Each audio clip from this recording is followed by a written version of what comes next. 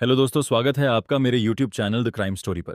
शादी सिर्फ दो लोगों का मिलन नहीं, बल्कि दो दिलों और दो परिवारों का खूबसूरत बंधन है। जब दो लोग एक दूसरे का साथ हर हाल में निभाने का वादा करते हैं, वही शादी की असली खूबसूरती है। शादी का रिश्ता भरोसे पर टिका होता है, और जब भरोसा टूटता है तो रिश्ता भी बिखर जाता है। जिस इंसान को अपना जीवन साथी चुना, उसी से मिला धोखा सबसे गहरा दर्द देता है। आज की कहानी भी कुछ ऐसी है। चलिए आज आपको ऐसी ही घटना से रूबरू कराते हैं। राजा रघुवंशी मध्य प्रदेश के इंदौर के रहने वाले थे। उनके पिता का नाम देवी सिंह रघुवंशी है। उनके परिवार में उनके दो बड़े भाई सचिन रघुवंशी और विपिन रघुवंशी भी हैं। वह इंदौर मध्य प्रदेश के एक ट्रांसपोर्ट बिजनेस से जुड़े बिजनेसमैन थे।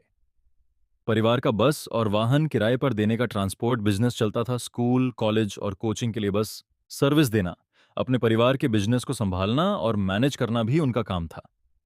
राजा रघुवंशी घर के सबसे छोटे बेटे थे और उनकी शादी की उम्र हो गई थी। इसीलिए घर वाले राजा के लिए लड़की ढूंढने में लगे थे। राजा के लिए मध्य प्रदेश के इंदौर की रहने वाली सोनम रघुवंशी का रिश्ता तय किया गया। सोनम ने ग्रेजुएशन पूरा किया था। पहले उसका सपना एमबीए करने का था, लेकिन सोनम पढ़ाई में अच्छे ना होने के कारण उसने आगे की पढ़ाई नहीं की और परिवार के बिजनेस में जुड़ गई। 2025 के फरवरी महीने में उनकी सगाई कर दी गई और फिर 11 मई 2025 को दोनों की शादी हो गई। शादी के बाद सब कुछ सामान्य लग रहा था। सोनम भी सबसे अच्छे से पेश आती थी। ससुराल वाले भी सोनम को पाकर बहुत खुश थे। राजा और सोनम शादी के एक दिन बाद ही हनीमून का प्लान करने लग गए थे। राजा हनीमून के लिए कश्मीर जाना चाहता था, लेकिन सोनम मेघालय जाना चाहती थी। सोनम की जिद की वजह से राजा भी मेघालय जाने के लिए मान जाता है और दोनों मेघालय के लिए टिकट भी बुक कर लेते हैं। 20 मई 2025 दोनों हनीमून के लिए मेघालय निकल जाते हैं। जाते समय सोनम अपने शादी के सारे गहने साथ लेकर जाती है। 21 तारीख को दोनों शिलोंग पहुंचते हैं और दोनों बालाजी गेस्ट हाउस में रुकते हैं। यहां से दोनों कामाख्या मंदिर भी जाते हैं। 22 मई दोनों शिलोंग में स्थित एक बाइक रेंटर से एक बाइक किराए पर लेते हैं। उनके साथ एक गाइड भी होता है और दोनों अपनी अपनी फोटो भी खिंचवाते हैं और सोशल मीडिया पर अपलोड भी करते हैं। उनकी यात्रा का मुख्य आकर्षण नोंगरियाट तक का ट्रैक और double decker living root bridge देखना था। बाद में वे सोहरा क्षेत्र में भी घूमे थे। 23 मई सुबह 5:30 बजे के आसपास राजा और सोनम ने नोंगरियाट के शिपारा होमस्टे से चेकआउट किया। वे double decker living root bridge क्षेत्र से वापस ट्रैक करके मावला खियात की ओर निकल पड़े। इसी ट्रैकिंग के द्वारा सोनम ने अपनी सासू मां को कॉल किया था और उनसे कुछ मिनट तक बात की थी। कुछ देर बाद सोनम अपनी मां को भी कॉल करती है, फिर उनसे भी थोड़ी देर बात करके कॉल काट देती है। सोनम की तरफ से घर वालों को सोनम का यह लास्ट कॉल होता है। उसके बाद सोनम के घर वाले और राजा के घर वाले बहुत कोशिश करते हैं उन दोनों को फोन करने की, लेकिन उन दोनों का फोन नहीं लगता है। परिवार वाले सोच रहे होते हैं कि हो सकता है पहाड़ी इलाकों में नेटवर्क प्रॉब्लम की वजह से फोन स्विच ऑफ आ रहा है। इसी इंतजार में वह दिन भी बीत जाता है।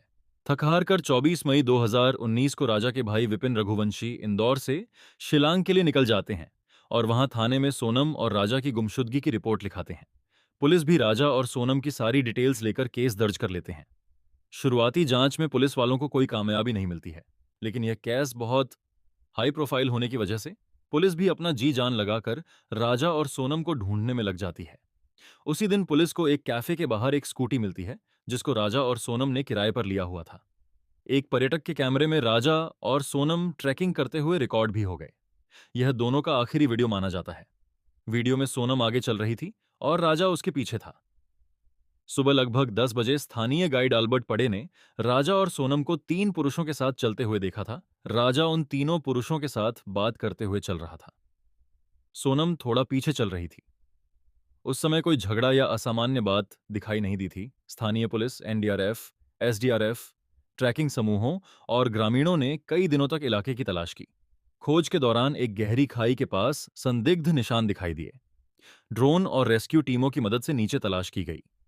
ये केस इतनी तेजी से वायरल हो गया कि मध्य प्रदेश के मुख्यमंत्री ने कॉनराड संगमा से संपर्क किया और मदद मांगी। इसके बाद मेघालय सरकार ने पुलिस, प्रशासन और बचाव टीमों को खोज अभियान तेज करने के निर्देश दिए। पुलिस वाले बहुत तेज रफ्तार से राजा और सोनम को ढूंढने में लगे थे। फिर 2 जून 2025 को ड्रोन की सहायता से खोज के दौरान पुलिस को उस इलाके में कुछ सामान और सुराग मिले, जिससे टीम ने आसपास की खाइयों और जंगलों में तलाश बढ़ाई। 2 जून को रेस्क्यू टीम ने एक गहरी खाई में एक शव देखा। टीम नीचे उतरी और शव को बाहर निकाला। कपड़ों, व्यक्तिगत सामान और पहचान संबंधी अन्य संकेतों के आधार पर शव की पहचान राजा रघुवंशी के रूप में की गई। शव पर चोटों के निशान मिलने और बाद में घटनास्थल के पास एक धारदार हथियार मिलने से पुलिस को शक हुआ कि यह दुर्घटना नहीं बल्कि हत्या का मामला है। पुलिस वाले तुरंत राजा की लाश को पोस्टमार्टम के लिए भेज देती हैं और पोस्टमार्टम रिपोर्ट में जो आता है वो सबको हैरान करके रख देती है। रिपोर्ट में आता है कि पहले राजा के सर में सामने से वार किया गया था, फिर पीछे से वार किया गया था। ये वार इतनी जोर से किया गया था कि उसका सर फटकार के 2 टुकड़े हो गए थे और उसकी आंखें भी बाहर आ गई थीं। पुलिस वालों को राजा तो मिल जाता है, लेकिन सोनम का कोई पता नहीं चल पाता है। सारे घटनाओं को देखते हुए पुलिस वालों को सोनम पर ही शक होने लगता है। पुलिस वाले सोनम का कॉल डिटेल्स निकालती है तो जांच में पता चलता है कि सोनम की एक नंबर पर बहुत बार बात होती थी, जो कथित तौर पर संजय वर्मा नाम से सेव था। बाद में पुलिस को शक हुआ कि यह नाम फर्जी हो सकता है, और वो नाम सच में फर्जी निकला। उसका असली नाम राज कुशवाहा था, जो सोनम का प्रेमी था और सोनम के पिता के बिजनेस में 20,000 महीने कर्मचारी के रूप में काम करते थे। रिपोर्टों के अनुसार मार्च 2025 में सोनम और उस नंबर के बीच 119 से अधिक कॉल हुई थीं। कुछ रिपोर्टों में यह संख्या 234 कॉल तक बताई गई है। पुलिस का दावा है कि यह बातचीत राजा से शादी से पहले और शादी के बाद भी जारी थी। 23 मई को, जिस दिन राजा की हत्या हुई, रिकॉर्ड के अनुसार सोनम ने अपनी मां को आखिरी कॉल की थी। इसके बाद दोनों के फोन बंद हो गए थे। जांच में यह भी सामने आया कि अपराध के बाद इस्तेमाल किए गए कुछ फोन और सिम कार्ड नष्ट करने की कोशिश की गई थी, ताकि डिजिटल सबूत मिटाए जा सकें। इधर पुलिस सोनम को ढूंढने में दिन रात एक कर देती है और फिर 9 जून 2025 के दिन सोनम गाजीपुर के पास वाराणसी गाजीपुर हाईवे पर एक ढाबे के पास मिली। बताया गया कि उसने अपने भाई को फोन किया था। भाई ने इसकी जानकारी पुलिस को दी। इसके बाद उत्तर प्रदेश पुलिस वहां पहुंची और उसे अपनी हिरासत में लिया। मेघालय पुलिस का कहना था कि सोनम ने नंदगंज पुलिस स्टेशन में सरेंडर किया था, जिसके बाद उसे गिरफ्तार किया गया। बाद में मेघालय पुलिस उसे ट्रांजिट रिमांड पर शिलांग ले गई और पूछताछ की। जब उसे 9 जून 2025 को उत्तर प्रदेश के गाजीपुर में हिरासत में लिया गया, तब उसने कहा कि मैंने अपने पति को नहीं मारा, उन लोगों ने गहनों के लिए उसकी हत्या की। उसने हत्या में अपनी भूमिका से इनकार किया था। बाद में पुलिस की कड़ी पूछताछ के बाद सोनम ने हत्या की साजिश में अपनी भूमिका स्वीकार किया और सह आरोपियों के साथ मिलकर राजा रघुवंशी की हत्या की योजना बनाने की बात मानी।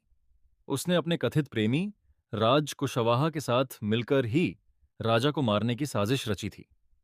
अभी फिलहाल सोनम जेल में है और मामले की सुनवाई अदालत में चल रही है। पुलिस के दावे और आरोप अपनी जगह हैं, जबकि अंतिम फैसला अदालत द्वारा साक्ष्यों के आधार पर किया जाएगा। आज के लिए बस इतना ही। अगर आपको मेरी मेहनत पसंद आए तो कमेंट में जरूर बताना और चैनल को सब्सक्राइब जरूर करना।